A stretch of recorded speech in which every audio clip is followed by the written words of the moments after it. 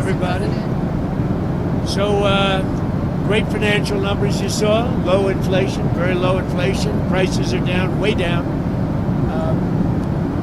Gasoline is less than $2 in many places a gallon, which nobody expected to see, but I did, because we're going by the initial expression of drill, baby drill, and prices are coming down very strongly. And as goes gasoline and oil and gas, so goes the rest of other products that were high because of Biden. So we inherited a mess, and we've brought our country back very, very powerfully. Crime numbers are way down, despite the fact that they let in 25 million people, many of whom should not have been allowed into our country with their open border policy. But it's the country's doing very well. Any questions? What are you expecting from these Iran talks in Geneva tomorrow? So I'll be involved in those talks indirectly, and they'll be very important. We'll see what can happen. I mean, it's been typically Iran's a very tough negotiator. They're good negotiators, or bad negotiators. I would say they're bad negotiators, because we could have had a deal instead of sending the B-2s in to knock out their nuclear potential, and we had to send the B-2s. I hope they're going to be more reasonable. They want to make a deal. Have you been told that a deal is next to impossible? No, I think they want to make a deal. I don't think they want the consequences of not making a deal. They want to make a deal. Are you going to sit down with Democrats this week on DHS funding, sir? I will, but we have to protect our law enforcement. They've done a great job. I just got finished saying that we have the best crime numbers we've had in many years, and on murders, 125 years, and that's despite a lot of people that shouldn't have been let into our country coming into our country, criminals, many, many criminals, but we've taken out tens of thousands of people, brought them back to their countries. Many of the criminals that were brought in, allowed to come in, have been removed, so we're okay. But to have the best crime numbers, which aren't made by me, these are made by people that do that, many left-leaning. We have the best murder numbers. Horrible thing to say, but we have the best murder numbers since 1900. That's before my father was born. 125 years, think of it. The best crime numbers since 1900 having to do with murder, and really good crime numbers, the best in years. Are there any demands that Democrats are making that you're okay with? Well, I don't like some of the things they're asking for. We're going to protect law enforcement. We're going to protect ICE. They're part of the whole system that is working. In Washington, D.C. now is considered a very safe city. When I took over, it was a city that you were losing 2-3 people a week. Over 100 people a year were being murdered in Washington. Now it's considered a very safe city. And we did that. I did it over a fairly short period of time, too. On DHS, recent news reports have discussed the widespread belief that Kristi Noem and Corey Lewandowski are in a personal relationship. Is that a bad look? Recent news reports have discussed the possibility that Kristi Noem and Corey Lewandowski are in a close personal relationship. Is that a bad look, and do you think she'll be in the job much longer? I don't know about that. I mean, I haven't heard that. But, I'll find out about it, but I have not heard it. Do you think that will you give your State of the Union speech if we're still in a shutdown next week? Well, I think I would. Yeah. Wouldn't bother me. I would give it. Yeah. How are the negotiations going? With what? Which one? We have a lot of negotiations. No, with the government shutdown. This is a Democrat shutdown. This has nothing to do with Republicans. This is a Democrat shutdown. They're upset that the crime numbers are so good. They're very unhappy that the crime numbers are so good. They're very unhappy that there's a movement for getting voter ID. They want voter ID. The population, 98%, want voter ID. They don't want voter ID because they want to cheat in elections. They also want other things. They don't want mail-in ballots. They want to end mail-in ballots, which is corrupt.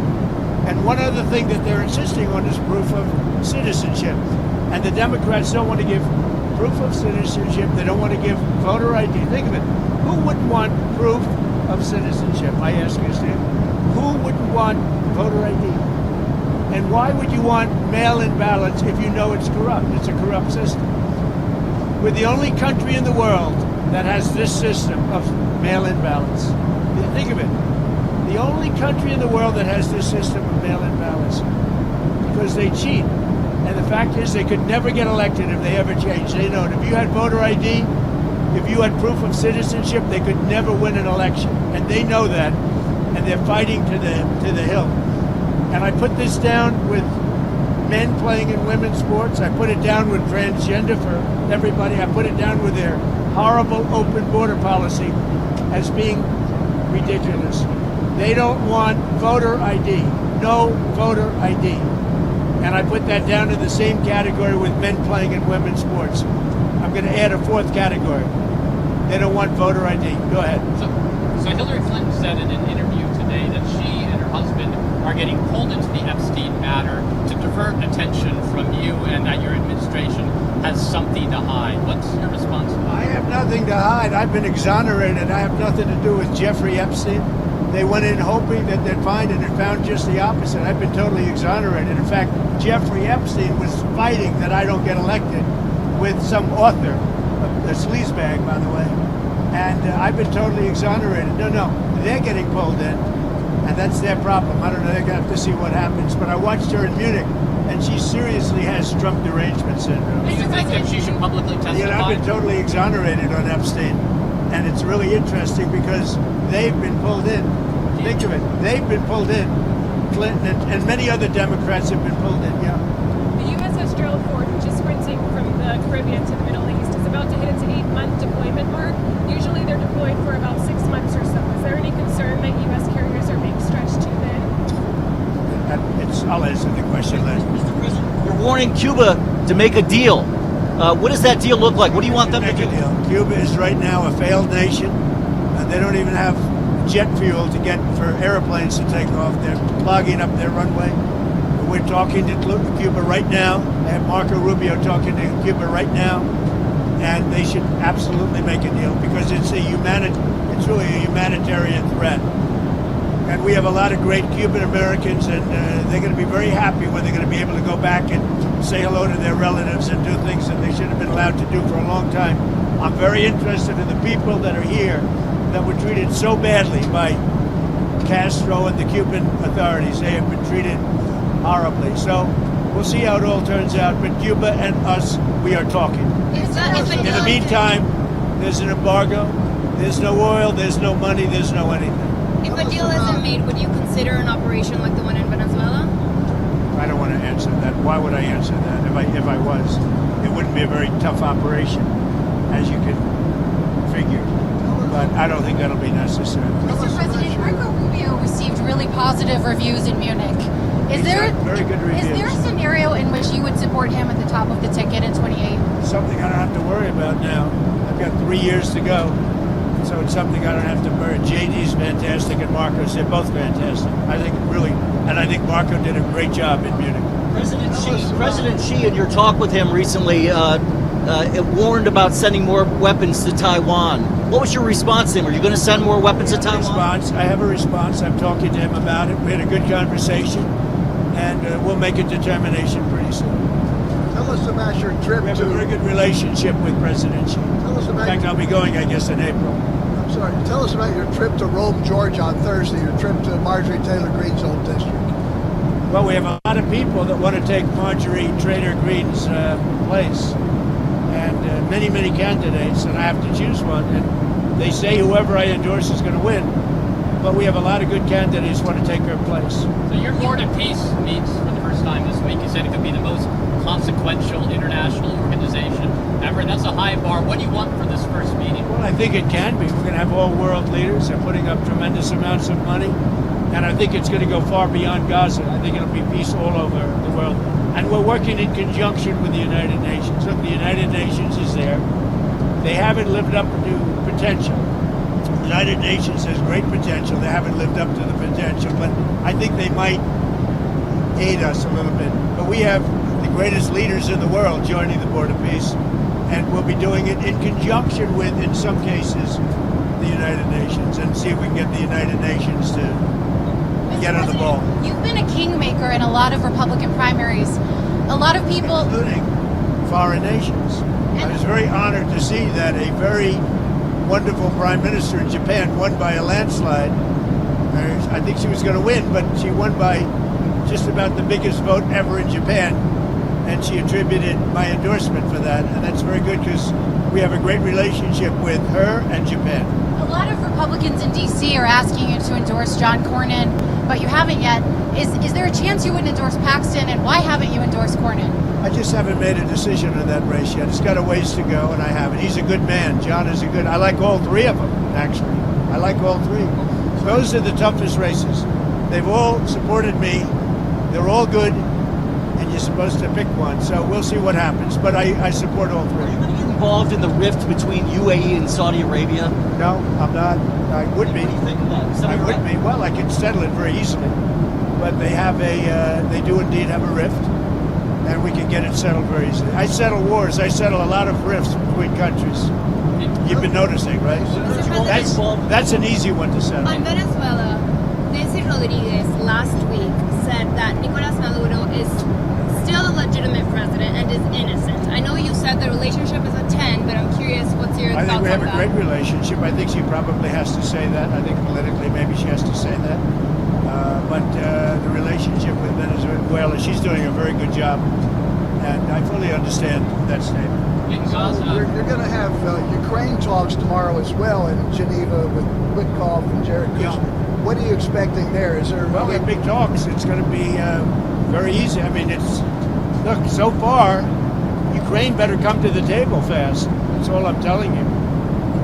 We are in a position, we want them to come. And by the way, I watched AOC answering questions in Munich.